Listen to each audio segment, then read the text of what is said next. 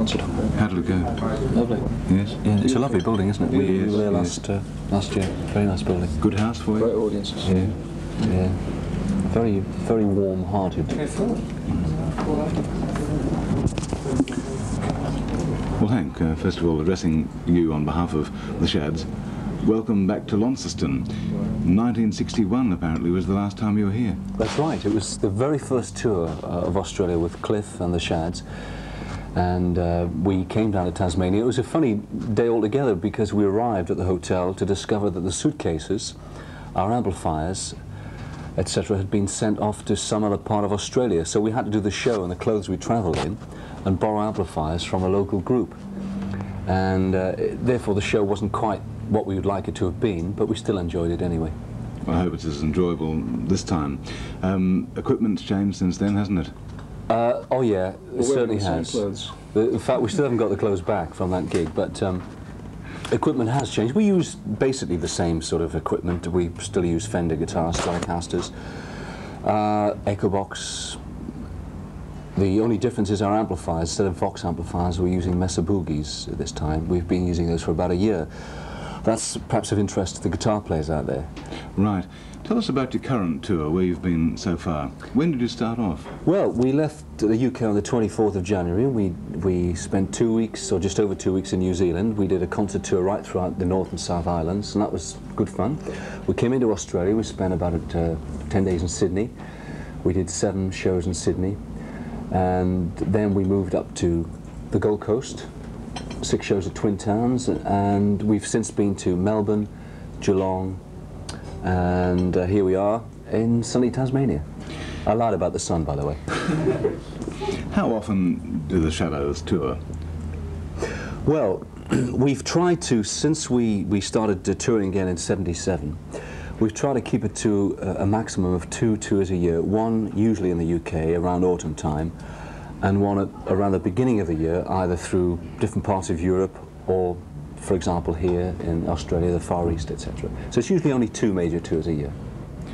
Perhaps I could direct the next question to Bruce. Okay. Bruce, how have you found fans' response to your material? Do they still hoop for the old stuff, or are they interested to see what you're doing in new material? Well, I think a lot of them have trouble bringing their wheelchairs in. But we have a very wide audience, a very wide family audience, I think. We have a lot of people who have grown up with us, I suppose, who are in their 40s themselves, who sometimes bring their kids, so you have younger kids there, you know, teenagers and things, and even younger than that. We also have people sort of over 50 and 60 who come along to see if we can still stand, I think. But a very broad audience, very broad audience. A bit like the Cliff audience. He has a, you know, a very wide range of ages. Have you found that you've had to change your act and what you say and do and how you present yourselves at all, drastically? Not drastically, no. I mean, we obviously, we feel that we have to play a lot of the big hits that we've had. We've almost got them right now, after this sort of time. But we always play new album tracks, and we sing a lot of humour in the show. And Brian does a drum solo which can last from 5 minutes to 20 minutes, depending on how he feels. How do you feel, Brian? Can we just switch over then to Brian, saying that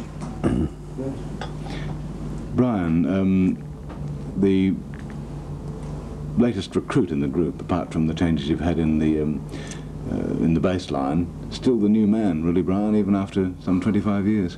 Yes. How do you feel about that? New. 61 I joined, and in fact this was my first trip, you know, in 61, coming here. How do you find playing the drums on stage now? I mean, you're getting older, it's still a fairly heavily physical and sweaty job. How are you finding it? I'm finding it very easy, actually. In fact, easier than I did when I was younger, because I'm not worried about producing good things. I play the way I am, you know, so I'm very comfortable with myself and my playing, so I'm enjoying it actually more. Hank, a little while ago, mentioned some technical terms for the musos of our day. What are you playing on at the moment? I've got pearl drums at the moment, When I first came here, I played Premier drums, and then I switched to the best drums of all, which were Ludwig. I used them for about 15 years. You've gone back to Pearl? Well, I've gone to Pearl because they give a very good after-sale service. Anywhere in the world, they just turn up with new drums and stands and things, and they look after me. It's like buying a car, really. You know, if you get a really good car and no one to look after it, you know, you're going to be in trouble. But if you get a kit that, you know, people can come and look after you wherever you are, it's great. So if something goes wrong in your concert in Launceston... It's my fault. What's Brian Bennett doing apart from the couple of tours per year with the Shads? You're all personalities, individuals, distinct from each other, and all pursue somewhat separate careers. Yeah. What are you doing? I do a lot of writing for television and film work. I've been doing that for the last 15 years, and finished my first major film score last year, a film called Terminal Choice, which is out February, March. How did you find that? Difficult? No, surprisingly easy. I've been waiting for something like that for many years.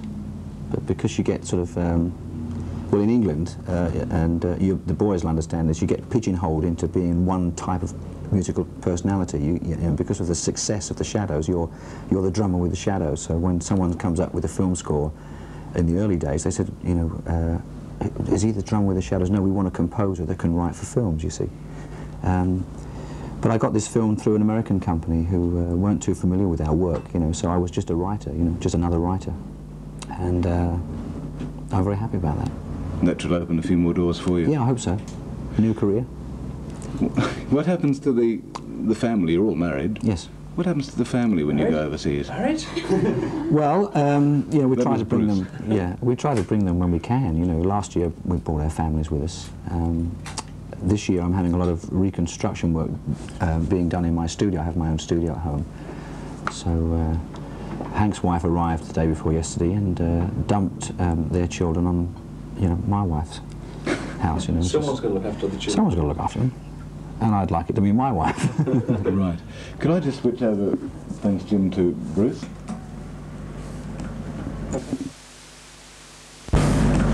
Okay. Bruce, I can remember quite a few years ago, you were the billed as the hard man to get along with in the Shadows, the perfectionist, Can you believe that? the one who had to get things right. I mean, I know Hank did too, probably you're all the same, but you seem to be the hardest chap, as I recall. Was that true, or was that just a bit of propaganda? It's true. It's a pain in the bum. It's true, yes, yes. How have you changed? Or have you changed? I haven't. I'm a perfectionist by nature. So I like things, nothing left to chance, let's put it that way. I'd rather rehearse everything to get it right than go on and hope for the best. Has it been difficult holding the band together, not only as a band, but as three very individual personalities? Yes, it is. I mean, we're normal sort of people, you know, but we obviously touring, especially touring, not so much when you're at home. You see, when we're at home and we're not working, we don't mix. So that when we do come back together to work, we have that sort of freshness. But we are obviously very varied personalities, and always have been. Just like any other, I mean, anyone who's in a band will understand this, because you can't just pick 4 or 5 guys out of the air and put them together, you know, sort of working together, flying together in dressing rooms, touring all the time, and expect everything every day to be sweet and light, because it isn't like that. Would it be easier to get along with each other because you've got these separate interests and separate paths you follow away from the touring and the rehearsing and the writing? For instance, you're very much involved in songwriting and producing, aren't you? I have been, yes. Yes, producing mainly. Unfortunately, all of us, I think, have let songwriting itself go a bit for some reason. I think we're getting a bit lazy in our old age. See, what Brian does isn't actually songwriting. That's sort of music for him, you know, background music and film, as he's already explained. But we used to write a lot of hit songs, you know, mainly in those days because we were together all the time. We were in dressing rooms, or even after a show at night, we'd take the guitars back to the hotel and, you know, sit for 2 or 3 hours having a drink and having a good time and writing. And we don't really do that anymore. In fact, a couple of your old songs, Summer Holiday and In the Country, have been revived fairly recently, haven't they? They have. They've actually been in the UK charts just recently, which is pretty frightening, folks. How did you feel about that when you heard them? Well, funny enough, one is recorded by a rat. They have a Roland rat singing Summer Holiday, which is a sort of a comedy record, but it's good to hear it. I mean, it's a different... They still use Hank's guitar riff, you know, the main riff and things, but you've got this sort of rat singing it, you know. funny songs we write. Right. Production, what sort of production? Mainly records? Record production, yes. Cliff Richard and, in the early days, Olivia Newton-John, and various artists since, but Cliff's probably been the biggest success, I suppose. Right. What's your opinion of the songs of today? Are they any different, basically, to, talking about lyrically particularly at this stage, to 15, 20 years ago?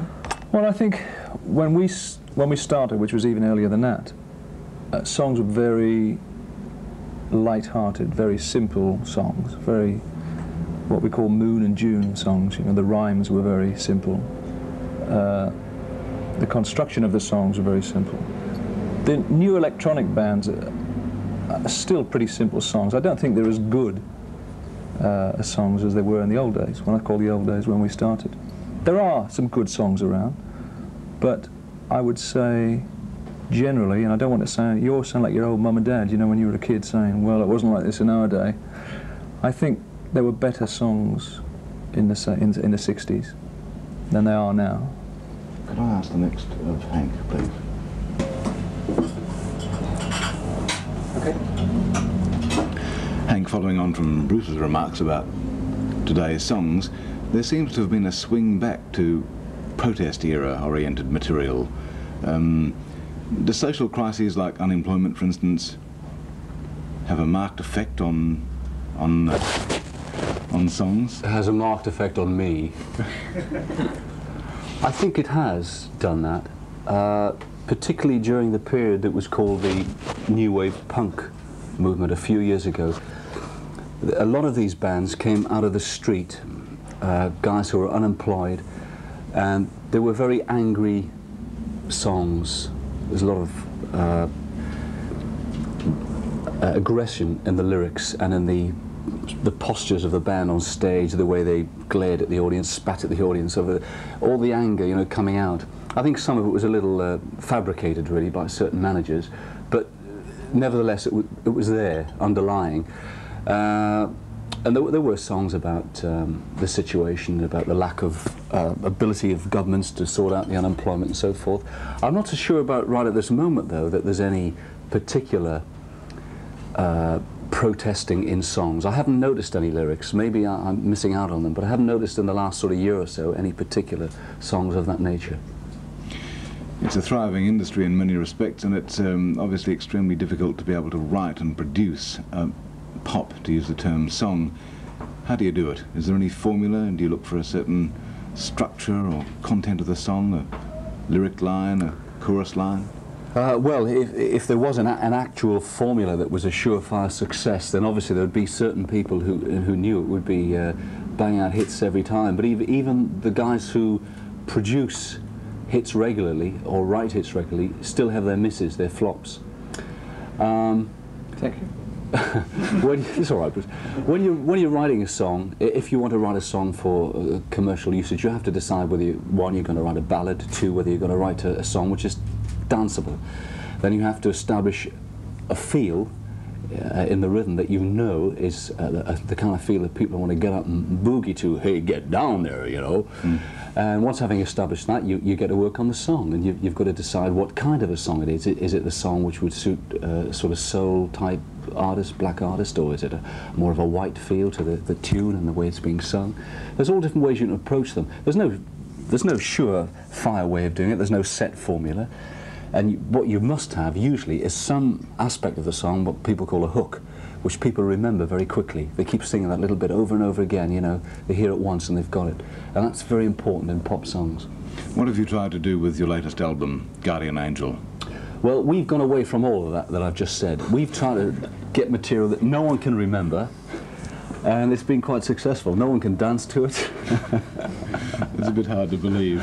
No, we on the new album, we decided to really, in response to a request from a lot of our fans, said, could we please give them an album of original material? Well, we've done that. We had songs, tunes sent in from different writers and publishers. We sifted through a great long list of this, and we narrowed it down to what we thought was the best material for us. And we wrote several pieces too. So we have on the album 8 instrumentals and 3 songs. The songs are very modern, 85 type songs, we think, and we've treated them in that way. And it's quite a mixture of instrumentals. There's some very gentle ones, there's some very honky ones, so it's quite a mixture, but they all sound like the Shadows, which has got to be the most important thing. What does Hank Marvin do when you're not touring with the Shadows? What's your personal, private interest? Well, as regards hobbies, I'd run and I play tennis and do some scuba diving. Work-wise, this year I have to write a guitar tutor for beginners. I started it about a year ago and didn't finish. I have to finish that this summer. It'll come as a book with an audio cassette so that people can play along with me on the cassette, and we'll have some backing tracks to play along with. And I think that'll be a great help to beginners, to be able to play with other musicians instead of just sitting in a room on their own. Especially to me. Oh yeah, it'd be fun. Bruce is going to benefit from this greatly. I've also got some TV, I'm trying to follow in Brian Bennett's illustrious footsteps and write some TV music. When I'm not doing that, I also have spent a lot of time with my religious pursuits. I'm one of Jehovah's Witnesses, so that takes quite a lot of my time when I'm away from touring and so forth. Excuse me. The first half of the trip, which was Los Angeles and Sydney and the Gold Coast, you know, and they missed Melbourne and Adelaide, Perth, all those sort of places, which is nice. So now she's going to see the other half. More senior school, so it's not as easy to take them out now. Right. You know, you can take them out of school last year. How old's your boy now? My stepson's 14. Right. So he's at his big school. Right. Right. So I can hardly take him out for 6 or 8 weeks. The important things in life are coming through. See, the sandwiches have arrived. Refueling operation. Bruce, getting on to some personal matters, I know folk are always concerned about, or not concerned, but interested to know how your wives take your touring and being away from home. We know that Hank's wife is going to join him here in Australia and Tasmania. Yeah. What happens with your wife and Brian's wife at the moment? Well, at the moment they're at home. Last year when we came to Australia and New Zealand, we actually brought them because they had a wonderful time. They came into Sydney and the Gold Coast and all that. They had about, I think it was about 3 weeks with us last time. And what's changed this year is that the kids have gone to their sort of big school now, so it's not as easy to take them, it's not really right to take them out of school now and bring them this far. I mean, Hank brought his family last year, the kids as well.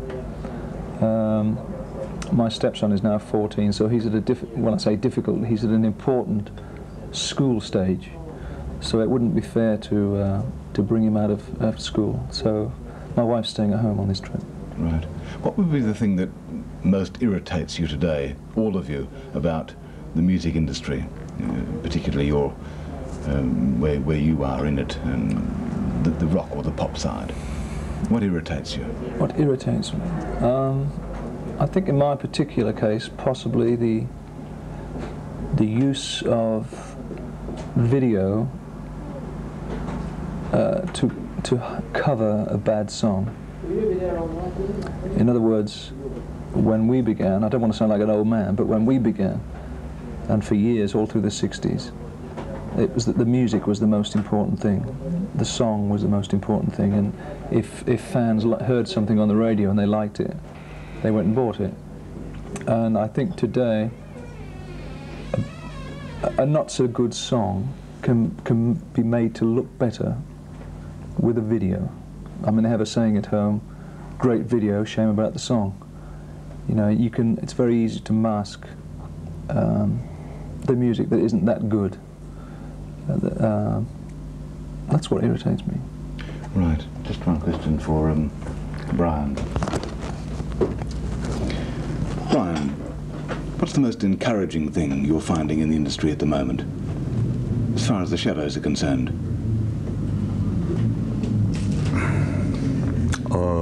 The most encouraging thing? Well,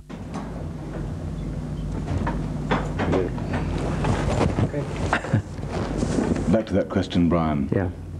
The most encouraging thing, something that's edified you and lifted you up as far as the music industry is concerned. Well, as regards to shadows, Right, the shadows.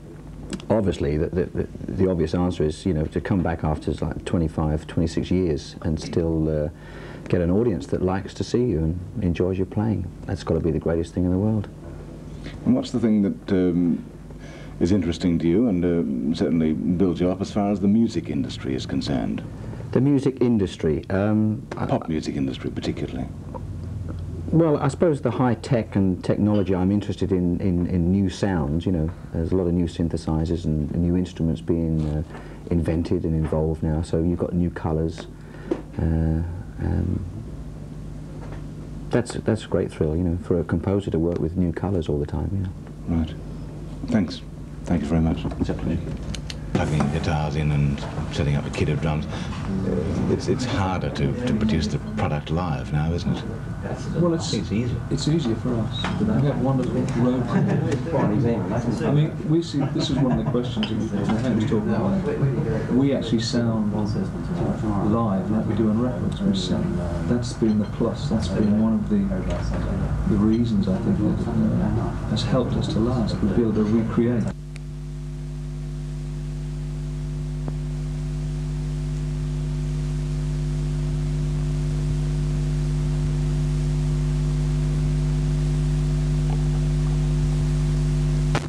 It's great. I think we should just play the record.